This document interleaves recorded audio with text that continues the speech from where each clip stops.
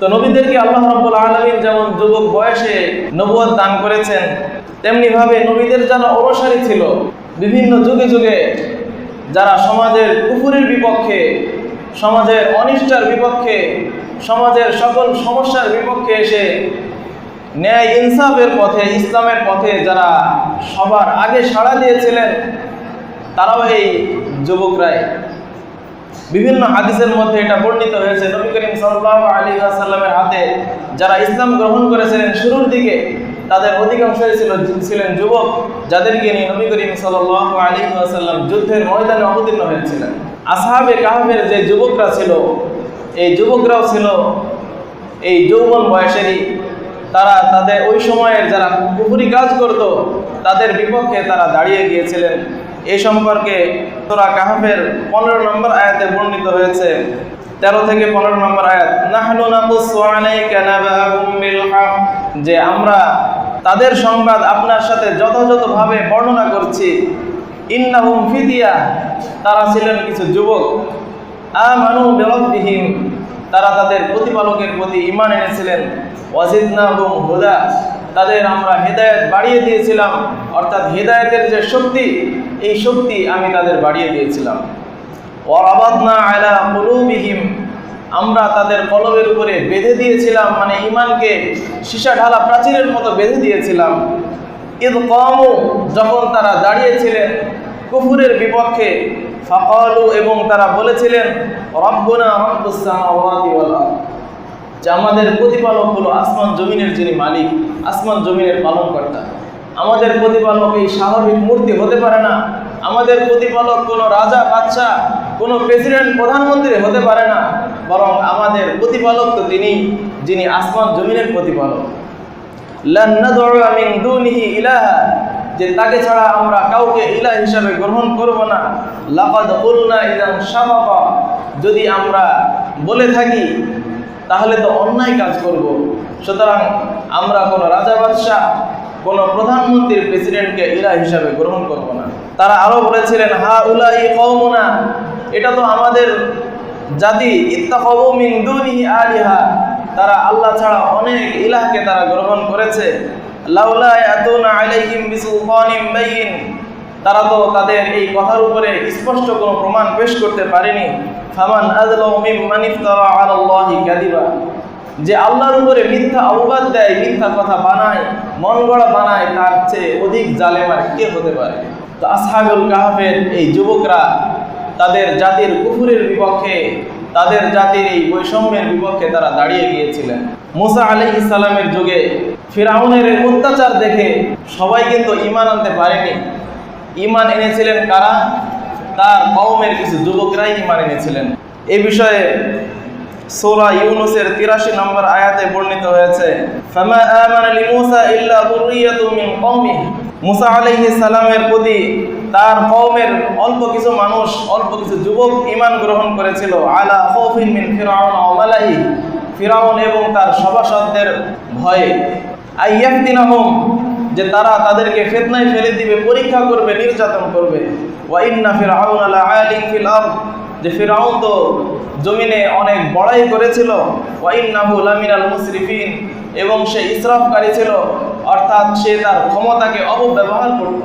সে মনে করেছিল সে সারা জীবন এইভাবে থাকবে, কিন্তু কোনো জালেম শাসকই কোনো সময় সারা জীবন থাকতে পারেনি। আজ হোক কাল হোক, একদিন আগে হোক একদিন পরে হোক, 1 বছর আগে হোক 1 বছর পরে হোক, এক সময় না এক সময় সে শেষ হবেই। ফিরআউন মনে করেছিল সে সারা জীবন থাকবে, সারা জীবন থাকতে পারেনি, সে শেষ হয়ে গিয়েছে। গত সপ্তাহে এটা আলোচনা করা হয়েছিল যে যাদের সন্তানদেরকে হত্যা করা হয়, যাদেরকে হত্যা করা হয়, হত্যাকৃত ব্যক্তির ওলিদের একটা অধিকার চলে আসে, সে অধিকার বাস্তবায়ন যে কোনো সময় তাদের সুযোগ চলে আসে। গত সপ্তাহে বলা হয়েছিল যে এই সুযোগটা একদিন আগেও আসতে পারে, একদিন পরেও আসতে পারে, 1 মাস আগেও আসতে পারে, 1 মাস পরেও আসতে পারে, 1 বছর আগেও আসতে পারে, 1 বছর পরেও আসতে পারে, কিন্তু এই সুযোগ আসবেই। তো যারা বড়াই করে, যারা অহংকার করে, তাদের অহংকার ঠিক থাকে না। এই অহংকারের বিপক্ষে যারা লড়াই নামে, যারা এই বৈষম্যের বিপক্ষে লড়াই করে, তারা হলো এই যুবক দল। তো এই জন্য ইসলামে যুবকদেরকে অনেক গুরুত্ব দেওয়া হয়েছে। নবী করিম সাল্লাল্লাহু আলাইহি ওয়াসাল্লাম এক হাদিসের মধ্যে বলেছেন, নুসিরতু বিশ-শাবাব, যে যুবকদের দ্বারা আমাকে সাহায্য করা হয়েছে।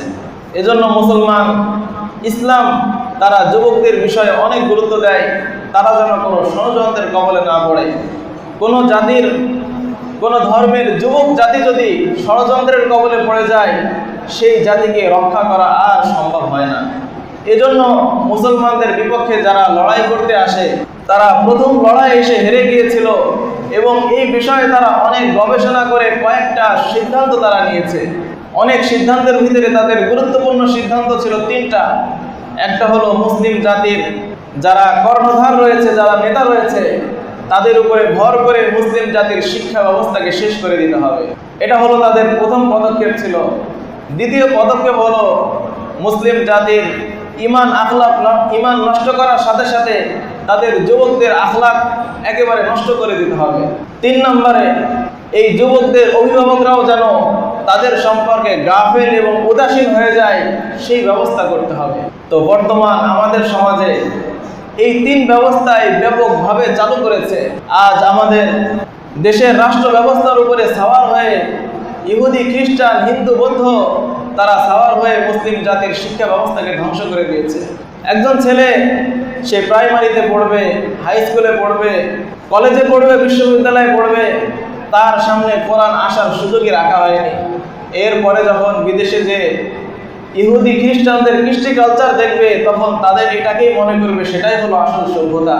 সেখান থেকে তারা সভ্যতার নামে অসভ্যতা শিখে আসার চেষ্টা করবে এবং এই অসভ্যতা শিখে সারা মুসলিম বিশ্ব আজ কাফের মুশরিকদের মতোই চলাফেরা শুরু করেছে।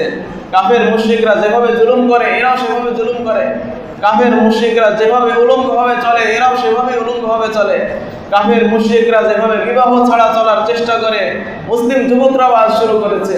বিবাহের যে বন্ধন ইসলামে রয়েছে, আজ এই মুসলিম দেশেও অনেক কুলাঙ্গার এমন তৈরি হয়েছে, বিবাহের বন্ধনকে তারা রক্ষা করতে চায় না। ভাই বোনের মধ্যে বিবাহ তারা তৈরি করে দিচ্ছে, পুরুষ পুরুষের বিবাহ, মহিলা মহিলার বিবাহ। এ ধরনের মারাত্মক অপরাধগুলো মুসলিম দেশগুলোতে কেন আসছে? আসার কারণ এটাই যে মুসলিম যুবকদেরকে ইসলাম থেকে দূরে রাখা হয়েছে। তো এই বিষয়ে আমাদের সতর্ক হতে হবে। সূরা ইউনূসের 7 এবং 8 নম্বর আয়াতে আল্লাহ রাব্বুল আলামিন বলেন, ইন্নাল্লাযীনা লা ইয়ারজুনা লিকাআনা, নিশ্চয় যারা আমাদের সাক্ষাতের আশা করে না, ওয়ারাদু বিল হায়াতিদ দুনিয়া, এবং দুনিয়াবী জীবন সম্পর্কেই তারা সন্তুষ্ট হয়ে গেছে। যে জীবন তো একটাই, ফ্রেশ থাকতে চায়, দুনিয়ার জীবন হেসে খেলে সুন্দরভাবে তারা যেতে চায়। ওয়াতমাআন্নু বিহা, এবং দুনিয়ার জীবন নিয়েই তারা ক্ষান্ত হয়ে গেছে, এটা নিয়েই তারা সন্তুষ্ট। তারা আর মনে করে না যে এরপরে কোনো জীবন আছে। ওয়াল্লাযীনা হুম আন আয়াতিনা গাফিলুন, এবং তারা হলো আমার আয়াত সম্পর্কে উদাসীন। কোরআন তারা পড়তে চায় না, হাদিস তারা পড়তে চায় না, ইসলামের আহকাম তারা জানতে চায় না। উলাইকা মাওয়াহুমুন নার, আল্লাহ রাব্বুল আলামিন বলেন তাদের ঠিকানা হলো জাহান্নাম। জাহান্নাম কেন? বিমা কানু ইয়াকসিবুন, তাদের কর্মের কারণে। তো আমাদের যে বর্তমান প্রজন্ম, স্কুল কলেজের যে প্রজন্ম, এই প্রজন্মের ভিতরে ইহুদি খ্রিস্টানদের চেষ্টায় এই বিষয়টা ঢুকিয়ে দেওয়া হয়েছে যে তাদের জীবন তো একটাই, সুন্দর জীবন যাপন করতে হবে।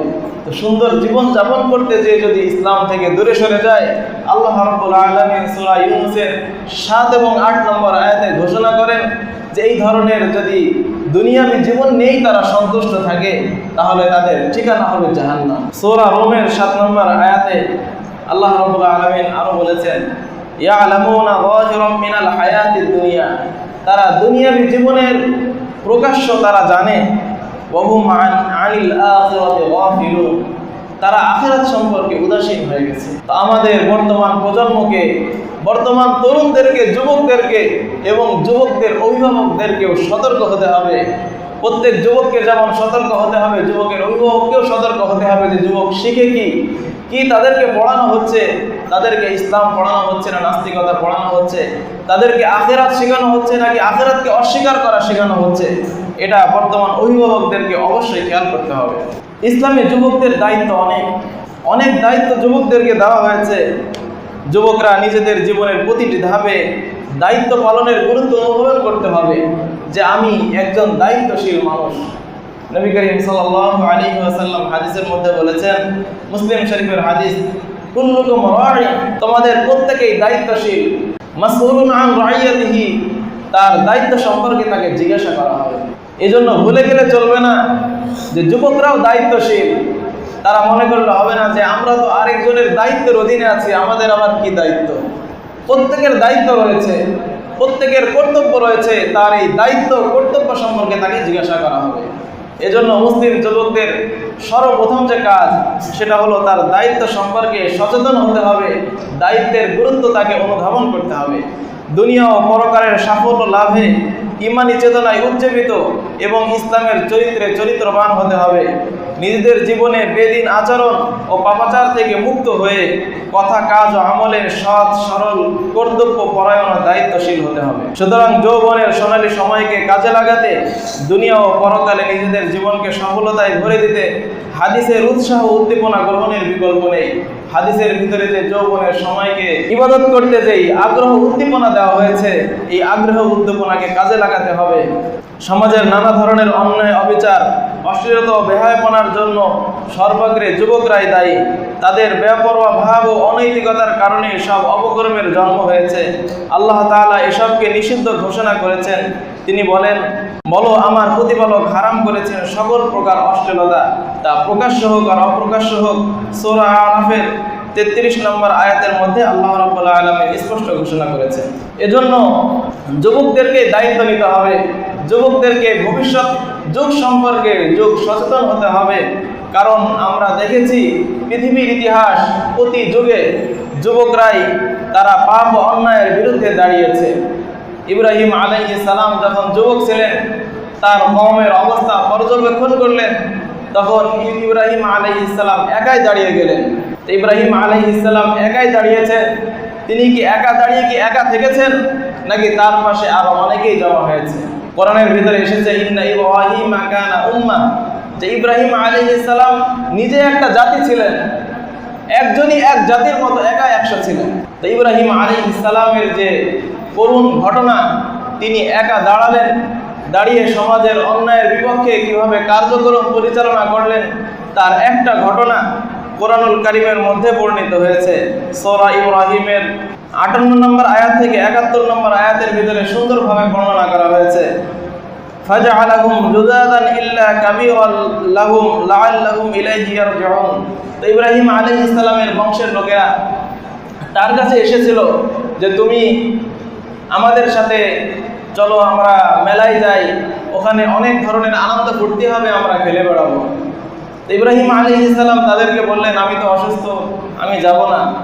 যখন তার কওমের লোকেরা চলে গেল, তিনি একা একা বের হলেন।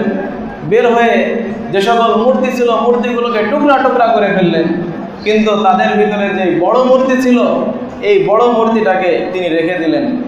ক্বালু মান ফাআলা হাযা বিআলিহাতিনা, যে তারা এসে বলল যে আমাদের প্রভুদের সাথে কারা এই আচরণ করেছে, ইন্নাহু লামিনাল যালিমিন, সে তো জালেমদের অন্তর্ভুক্ত। ক্বালু সামি'না ফাতা ইয়াযকুরুহুম ইউকালু লাহু ইব্রাহিম, তারা বলল আমরা এক যুবকের নাম শুনেছি, সেই যুবকের নাম হলো ইব্রাহিম, সেই হয়তো এই কাজটা করতে পারে। তো এখানে দেখা যাচ্ছে যে অন্যায়ের বিপক্ষে একজন যুবকই দাঁড়িয়ে গিয়েছে। একজন যুবকই যথেষ্ট অন্যায়ের বিপক্ষে দাঁড়ানোর জন্য এবং অন্যায়কে প্রতিবাদ করার জন্য, অন্যায়কে পৃথিবী থেকে বিলীন করে দেওয়ার জন্য। ক্বালু ফাতু বিহি আলা আয়ুনিন নাস লাআল্লাহুম ইয়াশহাদুন, তখন তারা বলল যে তাহলে তাকে মানুষের সামনে নিয়ে আসো, মানুষরা সাক্ষী দেখ। ক্বালু আনতা ফাআলতা হাযা বিআলিহাতিনা ইয়া ইব্রাহিম, জিজ্ঞাসা করলেন যে হে ইব্রাহিম, তুমি কি এই আচরণ করেছো? ক্বালা বাল ফাআলাহু কাবীরুহুম, তিনি বললেন বরং তাদের বড় করেছে। ফাসআলুহুম ইন কানু ইয়ানতিকুন, তাকে জিজ্ঞাসা করো তারা যদি কথা বলে। ফারাজাউ ইলা আনফুসিহিম ফাকালু ইন্নাকুম আনতুমুয যালিমুন, তখন তার কওমের লোকেরা নিজেরা চিন্তা ভাবনা করে দেখলো এবং নিজেরা মনে মনে বলল যে আমরাই তো জালিম। সুম্মা নুকিসু আলা রুউসিহিম লাকাদ আলিমতা মা হাউলাই ইয়ানতিকুন, তখন তারা আবার ইব্রাহিম আলাইহিস সালামকে বললেন যে তুমি তো জানো যে এরা তো কথা বলতে পারে না। তখন ইব্রাহিম আলাইহিস সালাম তাদেরকে দাওয়াত দিলেন যে ক্বালা আফাতা'বুদুনা মিন দুনিল্লাহ মা লা ইয়ানফা'ুকুম শাইআন ওয়া লা ইয়াদুররুকুম, যে তোমরা কি এমন জিনিসের ইবাদত করছো যে জিনিস তোমাদের কোনো উপকারও করতে পারে না, কোনো ক্ষতিও করতে পারে না। উফিল লাকুম ওয়া লিমা তা'বুদুনা মিন দুনিল্লাহ, যে তোমাদের জন্য আফসোস, আর তোমরা যার জন্য ইবাদত করছো সেই ইবাদতকৃত বিষয়ের জন্য আফসোস। আফালা তা'কিলুন, তোমরা কি বোঝো না? ক্বালু হারিকুহু, তাকে জ্বালিয়ে দাও। ওয়ানসুরু আলিহাতাকুম, তোমাদের বহুদেরকে সাহায্য করো। ইন কুনতুম ফাইলিন, যদি তোমরা কিছু করতে চাও। কুলনা, আল্লাহ তাআলা এরপরে সাহায্য করা শুরু করলেন। ইয়া নারু কুনি বারদান ওয়া সালামান আলা ইব্রাহিম, হে আগুন তুমি ইব্রাহিম আলাইহিস সালামের জন্য ঠান্ডা হয়ে যাও এবং নিরাপদ হয়ে যাও। ঠান্ডাও হবে, নিরাপদও হবে। ওয়া আরাদু বিহি কাইদা ফাজআলনাহুমুল আখসারিন, তারা তার বিষয়ে বড় ষড়যন্ত্র করেছিল, কিন্তু আমরা তাদের ষড়যন্ত্রদেরকেই বিফল করে দিয়েছি। আল্লাহ তাআলা চাইলে একজনকে যদি কবুল করে নেন, একজন যদি ইসলামের পক্ষে, হকের পক্ষে দাঁড়ায়, তাকে আল্লাহ রাব্বুল আলামিন সাহায্য করবেন। সারা দুনিয়ার মানুষ তাকে ক্ষতি করতে চাইলেও ক্ষতি করতে পারবে না। ইব্রাহিম আলাইহিস সালাম যুবক বয়সে যেই অগ্রণী ভূমিকা পালন করেছিলেন, সামনে এগিয়ে দেখিয়ে দিয়েছেন, এটা সারা বিশ্বের যুবকদের জন্য একটা আইডল, একটা আদর্শ, একটা অনুকরণীয় হয়ে থাকবে। আল্লাহ রাব্বুল আলামিন ৭১ নম্বর আয়াতে বলেন, ওয়ানাজ্জাইনাহু ওয়া লূতান ইলাল আরদিল্লাতী বারাকনা ফিহা লিল আলামিন, যে তাকেও আমি মুক্তি দিয়েছি। তার ভাই লূত আলাইহিস সালাম, তিনিও যুবক ছিলেন, তাকেও আল্লাহ রাব্বুল আলামিন নবী বানিয়েছিলেন, তাকেও এভাবে তার জালেম কওম থেকে মুক্ত করেছিলেন। তো যুগে যুগে যে সকল যুবক ইসলামের জন্য দাঁড়ায়, আল্লাহ রাব্বুল আলামিন তাদের পক্ষে থাকেন। আজকের আলোচনার সারমর্ম হলো, আমাদের যে যৌবন বয়স, এই যৌবন বয়সকে গুরুত্ব দিতে হবে। যৌবনের ইবাদত আল্লাহ বেশি কবুল করেন। যৌবনে অনেক কাজ করারই সময় থাকে, সুযোগ থাকে। তো আল্লাহ রাব্বুল আলামিন আমাদেরকে এই যৌবনের এই সময়গুলোকে পাপ মুক্তভাবে আল্লাহ রাব্বুল আলামিনের ইবাদত করার, আল্লাহর জমিনে আল্লাহর দ্বীনকে বাস্তবায়ন করার, সকল বৈষম্য দূর করার তৌফিক দান করেন। সকল বৈষম্যের প্রথম বৈষম্য হলো পৃথিবীর সব কিছুর অধিকার, সব কিছুর ক্ষমতা আল্লাহর হাতে না দিয়ে জনগণের হাতে তুলে নেওয়া। এটা একটা বৈষম্য, এটা একটা অন্যায়। এই অন্যায় থেকে আমাদেরকে দূরে রাখতে হবে। বিধান প্রণয়ন, হাকের নিয়ত, এই গুণ একমাত্র আল্লাহর। বিধান প্রণয়নের ক্ষমতা আল্লাহর কাছ থেকে ছিনিয়ে নিয়ে জনগণের হাতে তুলে দিলে এটা অনেক বড় বৈষম্য হবে। তো বৈষম্য যদি দূর করতে হয়, আমাদের কথা হলো আমাদের বৈষম্য একেবারে গোড়া থেকে দূর করতে হবে। আল্লাহ রাব্বুল আলামিন আমাদের সবাইকে কবুল করুন।